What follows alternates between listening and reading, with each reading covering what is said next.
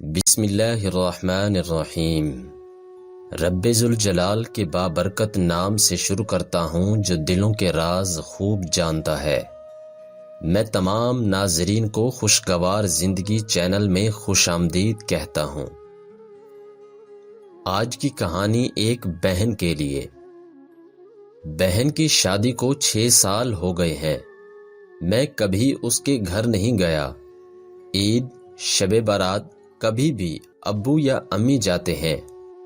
میری بیوی ایک دن مجھے کہنے لگی، آپ کی بہن جب بھی آتی ہے اس کے بچے گھر کا حال بگاڑ کر رکھ دیتے ہیں، خرچ ڈبل ہو جاتا ہے، اور تمہاری ماں ہم سے چھپ چھپا کر کبھی اس کو صابن کی پیٹی دیتی ہے، کبھی کپڑے، کبھی سرف کے ڈبے، اور کبھی کبھی تو چاول کا تھیلا بھر دیتی ہے۔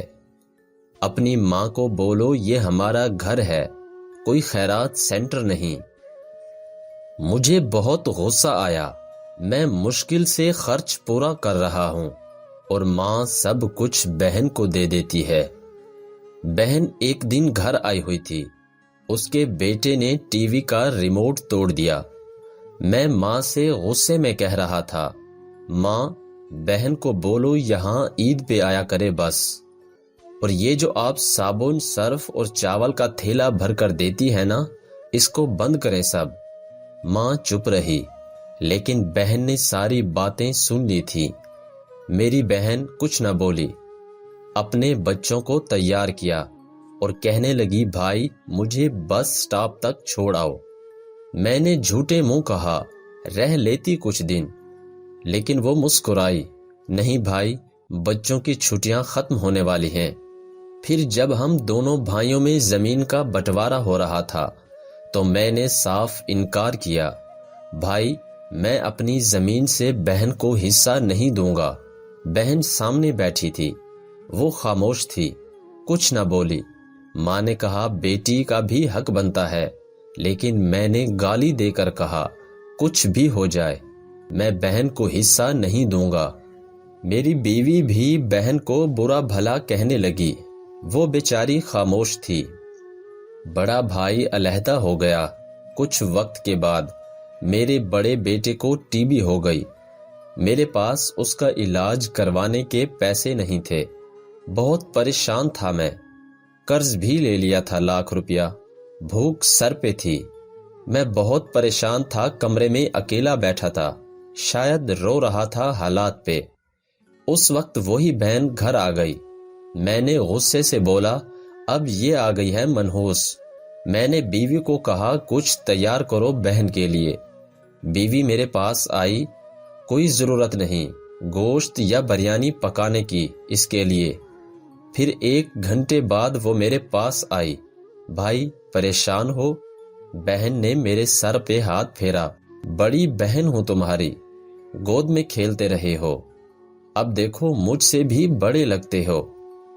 پھر میرے قریب ہوئی، اپنے پرس سے سونے کے کنگن نکالے، میرے ہاتھ میں رکھے، آہستہ سے بولی، پاگل تو ایویں پریشان ہوتا ہے؟ بچے سکول تھے، میں سوچا دوڑتے دوڑتے بھائی سے مل آؤں، یہ کنگن بیچ کر اپنا خرچہ کر، بیٹے کا علاج کروا، شکل تو دیکھ ذرا کیا حالت بنا رکھی تم نے۔ میں خاموش تھا، بہن کی طرف دیکھے جا رہا تھا۔ وہ آہستہ سے بولی، کسی کو نہ بتانا کنگن کے بارے میں، تم کو میری قسم ہے۔ میرے ماتھے پہ بوسہ کیا اور 1000 روپیہ مجھے دیا، جو 150 کے نوٹ تھے، شاید اس کی جمع پونجی تھی۔ میری جیب میں ڈال کر بولی، بچوں کو گوشت لا دینا، پریشان نہ ہوا کر۔ جلدی سے اپنا ہاتھ میرے سر پہ رکھا، دیکھ اتنے بال سفید ہو گئے۔ وہ جلدی سے جانے لگی۔ اس کے پیروں کی طرف دیکھا، ٹوٹی ہوئی جوتی پہنی تھی، پرانا سا دوپٹہ اوڑھا ہوا تھا، جب بھی آتی تھی وہی دوپٹہ اوڑھ کر آتی۔ بہن کی اس محبت میں مر گیا تھا۔ ہم بھائی کتنے مطلب پرست ہوتے ہیں، بہنوں کو پل بھر میں بیگانہ کر دیتے ہیں، اور بہنیں بھائیوں کا ذرا سا دکھ برداشت نہیں کر سکتی۔ وہ ہاتھ میں کنگن پکڑے زور زور سے رو رہا تھا۔ اس کے ساتھ میری آنکھیں بھی نم تھیں۔ اپنے گھر میں خدا جانے کتنے دکھ سہ رہی ہوتی ہیں۔